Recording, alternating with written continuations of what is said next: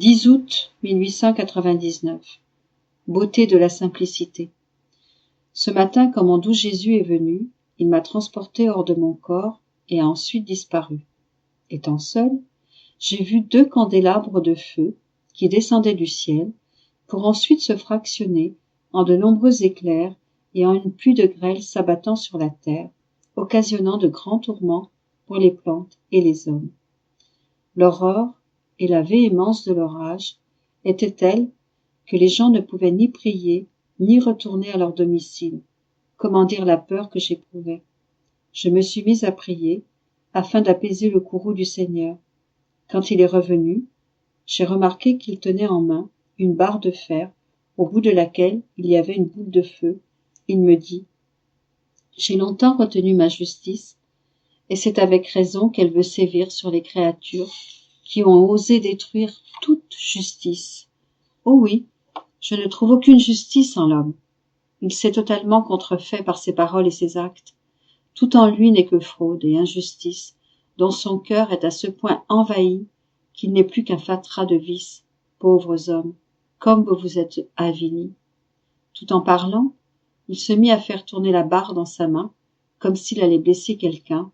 Je lui dis: « Seigneur, que fais-tu » Il répondit: « Ne crains pas, tu vois cette boule de feu? Elle va incendier la terre, mais elle ne frappera que les méchants. Les bons seront épargnés. » Je repris: « Ah, Seigneur, qui est bon? Nous sommes tous méchants.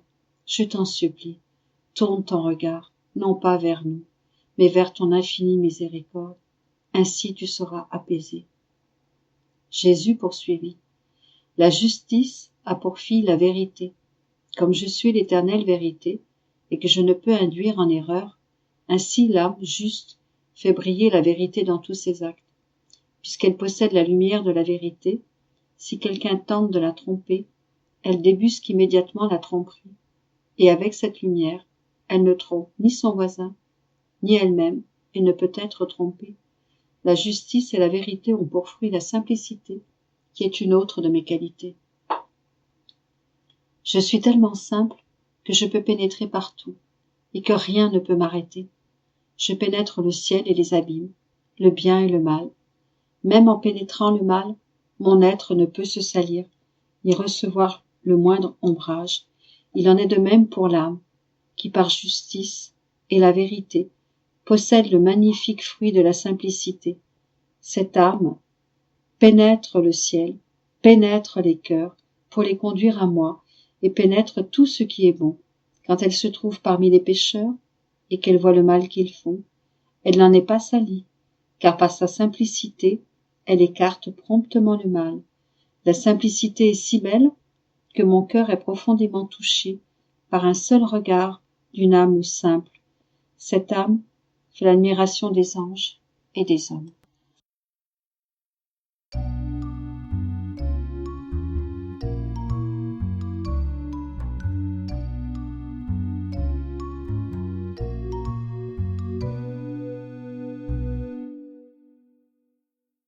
« 10 août 1902.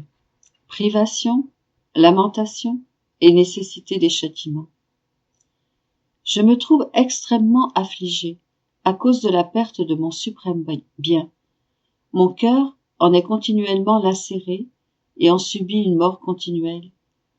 Mon confesseur est venu et je lui ai décrit mon pauvre état. Il a commencé par appeler Jésus en lui suggérant de me faire souffrir la crucifixion. Jésus n'était pas du tout d'accord. Mon esprit demeura en suspens et, pendant quelques instants, je vis comme un éclair qui allait et venait en moi sans que je puisse voir Jésus. Oh Dieu, quelle souffrance! Ce sont là des souffrances qu'on ne peut même pas décrire. Après m'être donné beaucoup de fatigue, Jésus est finalement venu et je me suis querellée avec lui. Il m'a dit: « Ma fille, si tu ne connaissais pas la cause de mon absence, tu aurais peut-être quelque raison de te plaindre de ma privation. Mais en sachant que je ne viens pas parce que je veux châtier le monde, c'est à tort que tu te plains. » Je répondis: « Est-ce qu'il y a quelque chose entre le monde et moi ?» Jésus reprit: « Oui, il y a beaucoup entre le monde et toi. Qu'alors, lorsque je viens, tu me dis: Seigneur, Je veux satisfaire pour eux. Je veux souffrir pour eux. Et moi, en étant parfaitement juste, je ne peux recevoir de l'un et de l'autre la satisfaction pour une même dette. Si j'acceptais de toi la satisfaction pour la dette du monde, le monde ne ferait rien d'autre que de s'endurcir toujours davantage dans le mal. Pendant ces temps de rébellion, les châtiments sont très nécessaires. Si je ne frappais pas le monde, les ténèbres se feraient tellement denses que tous seraient dans la noirceur. Pendant qu'il disait cela, je me suis retrouvé hors de mon corps, et je voyais la terre totalement couverte de ténèbres, à l'exception de quelques filets de lumière. Qu'adviendra-t-il de ce pauvre monde? Il y a beaucoup à réfléchir au sujet des bien tristes choses qui s'en viennent.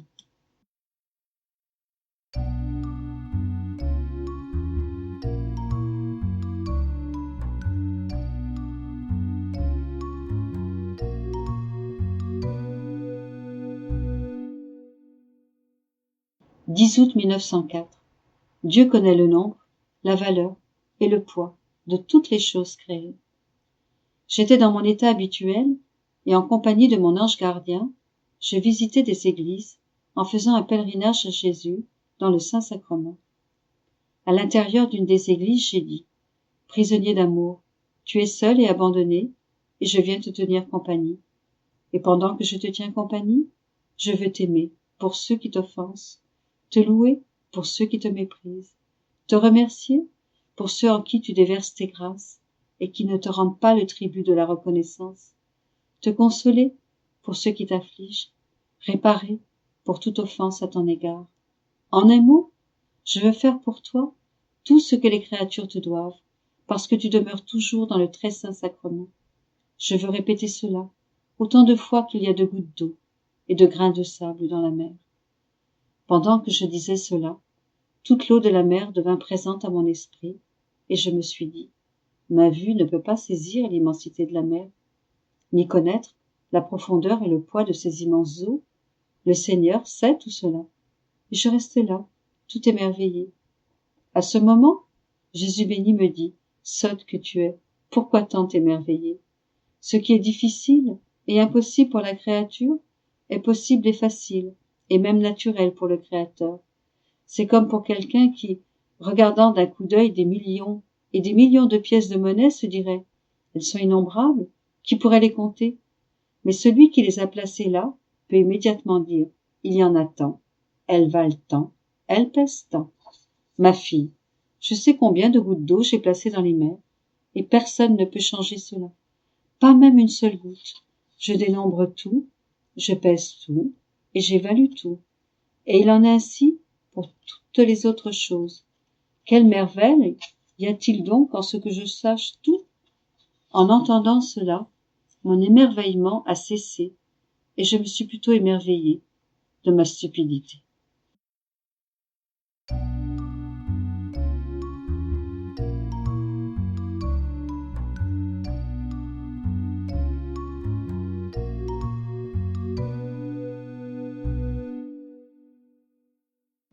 « 10 août 1906. Moins de plaisir sur la terre signifie plus de béatitude dans l'au-delà. Étant dans mon état habituel, mon Jésus béni vint et me dit: ma fille, à celui qui par amour pour moi sait se priver de petits plaisirs pendant cette vie, je donnerai davantage de béatitude dans l'autre vie. Moins il a de plaisir ici, plus il y en aura là-bas.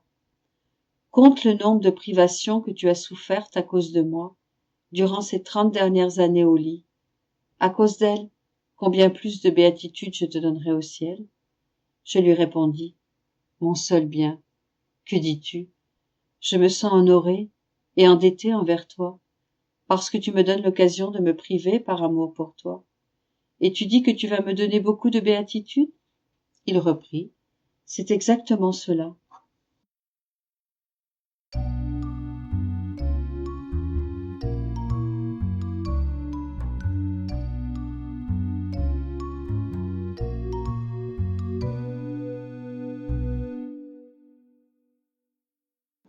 « 10 août 1908.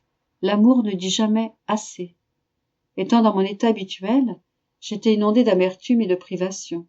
après avoir communié, je me plaignais à Jésus béni au sujet de la manière dont il m'avait laissé, de l'inutilité de mon état.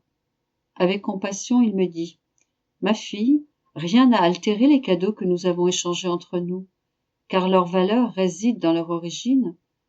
Supposons que deux personnes soient unies par un lien d'amitié ou dans le mariage, qu'elles se soient fait des cadeaux et s'aiment au point d'être devenues inséparables, chacune ayant copié l'autre et ressentant l'être de l'autre en elle-même. Supposons de plus que, par stricte nécessité, elles soient contraintes d'être séparées l'une de l'autre. Est-ce que leurs dons réciproques seront amoindris ou leur amour diminué à cause de cette séparation? Bien au contraire, leur éloignement n'aura pour effet que de faire grandir leur amour et de les amener à accorder plus de soin aux cadeaux échangés, dans l'attente d'autres cadeaux surprises au moment de leur retour. Plus encore, puisque chaque personne a reproduit l'être aimé en elle, c'est comme s'il n'y avait pas de distance entre elles, chacune ressentant la voix de l'autre en elle-même, chacune sent l'autre couler dans ses pensées, ses travaux et ses pas, elle la sent à la fois éloignée et proche, elle la cherche, mais ne peut la trouver, elle la touche, mais elle ne peut s'en emparer. Par conséquent, leurs âmes sont dans un continuel martyre d'amour. En ce qui te concerne, si ma justice m'amène à te priver de moi et à demeurer loin de toi pour un bout de temps, peux-tu dire que je t'ai enlevé mes dons et qu'il y a une diminution d'amour? Je rétorquai: c'est trop dur d'endurer mon état, ma chère vie. Et qu'est-ce que je fais ici, si tu ne me laisses pas souffrir pour que mes semblables soient épargnés des punitions?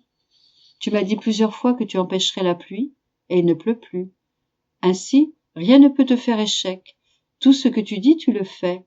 Si tu étais près de moi comme avant, je te dirais tant de choses que tu me laisserais gagner. Comment peux-tu dire que la distance n'est rien? Il reprit: c'est précisément pour cette raison que je suis forcé de me tenir à distance, pour ne pas te laisser gagner, mais pour faire place à la justice. En agissant ainsi, il y a des bénéfices. Le manque d'eau amènera la famine, le peuple sera humilié, et après des massacres et des guerres, la grâce les trouvera plus disposés à être sauvés. N'est-ce pas également un bénéfice que, alors que la guerre est sur le point de s'ajouter à la famine, qu'en te gardant ainsi, elle soit retardée et en conséquence, que plus d'âmes soient sauvées? Il ajouta: l'amour ne dit jamais assez, même si l'amour fouette l'âme et la met en pièces, ces pièces crient amour. L'amour ne dit jamais assez, et, non content, il pulvérise ces pièces, les réduit à néant, et dans ce néant, il souffle son feu, et lui donne sa propre forme. Rien d'humain ne s'y mêle, mais seulement le divin. C'est alors que l'amour chante sa gloire, sa bravoure, ses prodiges, et dit: je suis content, mon amour a gagné, il a détruit l'humain et bâti le divin. Il arrive à l'amour comme à un artisan talentueux qui, ayant beaucoup d'objets qui ne sont pas à sa main, les met en pièces, les met au feu et les laisse là jusqu'à ce qu'ils soient fondus et aient totalement perdu leur forme. Par la suite, il fait d'eux de nouveaux objets, plus beaux et plus plaisants, dignes de son talent. Il est vrai que, pour les humains, cette activité de l'amour est très dure, mais quand l'âme verra ce qu'elle aura gagné, elle verra comment la beauté aura remplacé la laideur, la richesse, la pauvreté, la noblesse, la vulgarité. Alors, elle chantera, elle aussi, les gloires de l'amour.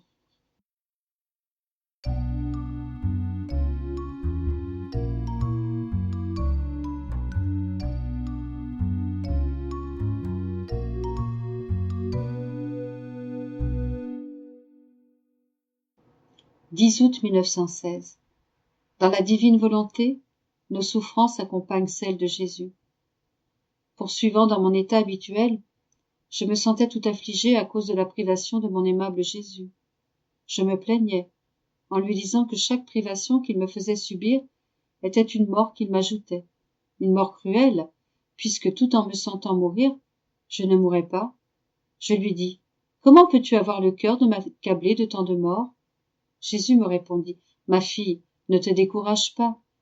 Quand mon humanité était sur la terre, elle contenait toutes les vies des créatures, lesquelles provenaient toutes de moi. Mais combien n'allaient pas me revenir, puisqu'à leur mort, elles se dirigeraient vers l'enfer. Je ressentais la mort de chacune, et cela tourmentait beaucoup mon humanité. C'étaient les plus cruelles peines de ma vie terrestre, jusqu'à mon dernier soupir.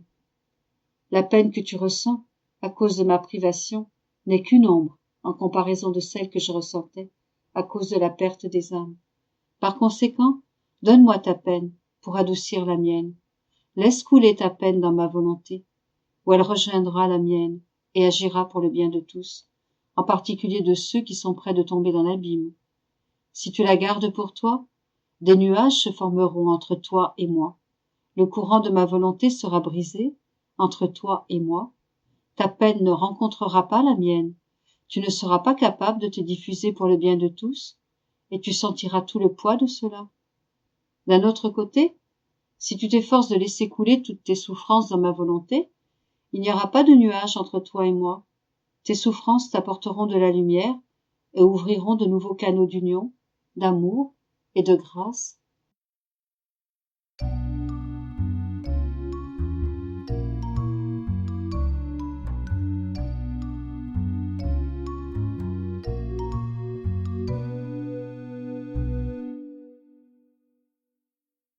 10 août 1931. Laideur de la nature humaine sans la divine volonté. Beauté de la créature qui vit en elle. Le sourire du ciel sur la terre. Mon abandon dans la divine volonté continue. Je sens sa force enchanteresse qui s'impose doucement sur moi, mais sans me forcer, car il n'aime pas les choses forcées. Elles ne sont pas pour lui. Ce sont des choses qui ne lui appartiennent pas. C'est pourquoi il veille à ce que tous mes actes reçoivent la vie de la divine volonté et puissent devenir comme ses propres actes. Et il me semble que chacun des actes accomplis dans son adorable volonté est une victoire qu'il remporte sur la petitesse de ma volonté. Et je me disais que la nature humaine est laide sans la divine volonté. Et mon doux Jésus me dit : ma fille, la nature humaine qui vit sans ma volonté est laide, parce qu'elle a été créée par l'être suprême pour vivre unie avec le divin fiat. Si bien qu'en vivant sans lui, un mouvement survient dans la nature humaine. Dans ce mouvement, l'ordre, la force, l'amour, la lumière, la sainteté, la raison elle-même est ôtée. Toutes ces merveilleuses dots sont là, dans la créature, parce que Dieu les y a placées, comme en un sanctuaire, mais elles ne sont plus à leur place, tout en désordre, et comme elles ne sont plus à leur poste, l'une joue contre l'autre. Les passions combattent la sainteté, la faiblesse combat la force, l'amour humain combat le divin, la créature, le créateur, etc. La nature humaine, sans la divine volonté, se change en laideur. Elle se retourne, et dans son désordre, elle part en guerre contre son créateur. L'âme et le corps ont été créés par Dieu pour vivre ensemble.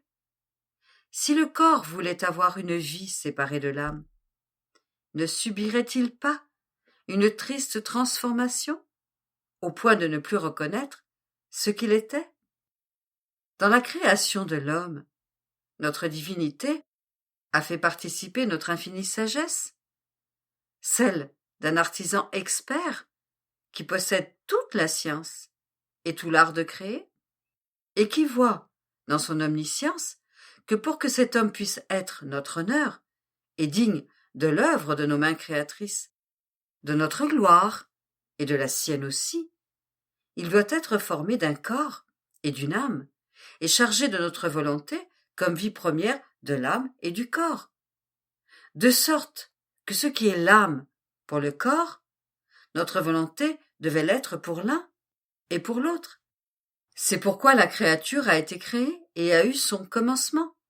Corps, âme, volonté humaine et volonté divine, tous ensemble, qui devaient avoir une vie en commun, dans le plus grand accord, et notre volonté qui avait la primauté, devait se faire nourricière, conservatrice et dominatrice de cette créature. En conséquence, si la nature humaine, sans notre divine volonté, est laide, unie à notre volonté, elle est d'une rare et enchanteresse beauté. Dans sa création, nous avons placé le germe et la semence de lumière. Et mieux qu'une tendre mère, notre Fiat étendit ses ailes par-dessus cette semence, et il la caresse, lui donne son souffle, l'embrasse, la nourrit, la fait grandir, et lui communique avec sa chaleur et sa lumière toutes les diversités de beauté divine. Et la nature humaine, qui reçoit cette participation, est sous l'impétueuse et continuelle influence d'une force, d'une sainteté, d'un amour tout divin, et elle grandit pour devenir belle, aimable et admirable aux yeux de tous. Ainsi, la nature humaine, comme elle fut créée par nous, n'est pas laide, mais belle. Nous ne savons d'ailleurs pas faire une chose laide, mais elle peut se rendre laide elle-même, en ne demeurant pas dans les voies pour lesquelles elle a été créée et voulue par nous. Tu vois par conséquent combien il est nécessaire que les créatures fassent notre volonté et vivent dans notre volonté, afin qu'elle entre dans le premier acte de sa création. Car, si cela est détruit, la créature en reste défigurée et sans vie véritable.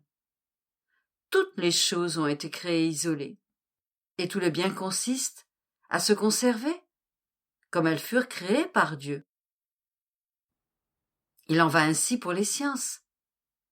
Si une personne voulait apprendre à lire, sans vouloir apprendre les voyelles et leur union avec les consonnes, ce qui est le commencement et le fondement, la substance d'où dérivent les sciences, pourrait-elle jamais apprendre à lire?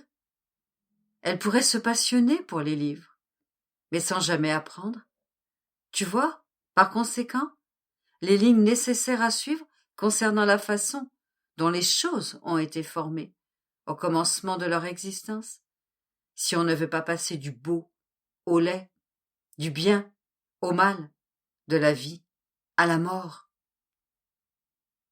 Que peut espérer de bon la créature qui ne vit pas unie à notre volonté, en qui fut établi le commencement de la création? Oh, si toutes pouvaient comprendre, comme elles seraient attentives à se laisser dominer, nourrir, élever par ma volonté, laquelle, étant au commencement de leur existence, formerait en elles toute la beauté, le bien, la sainteté et la grande fortune de la vie ici-bas, et ensuite la grande gloire de leur vie là-haut. Après quoi, je continuais mes actes dans la divine volonté, et il me semblait que ces actes avaient alors la vertu d'unir le ciel et la terre, d'attirer tous les célestes habitants à observer la créature qui s'était laissée investir par la divine volonté, pour lui laisser libre champ d'action dans ses actes. Et mon doux Jésus ajouta: Ma fille, il n'est rien de plus beau, de plus saint, de plus attirant, et qui possède une vertu d'une force plus enchanteresse qu'une âme qui se laisse dominer par ma divine volonté. Elle est le sourire du ciel sur la terre. Chacun de ses actes constitue un ravissement pour son Créateur, qui est la douce force de sa volonté dans la créature, et se laisse agréablement ravir, et tous les bienheureux sentent que sur la terre, il y a une âme qui ravit la volonté du ciel pour la faire sienne, et vivre en commun avec eux. Oh, combien ils se sentent doublement heureux de voir que ce fiat règne aussi sur la terre, que tout en les béatifiant et en formant leur bonheur suprême, il règne aussi sur un point de la terre, œuvrant et triomphant.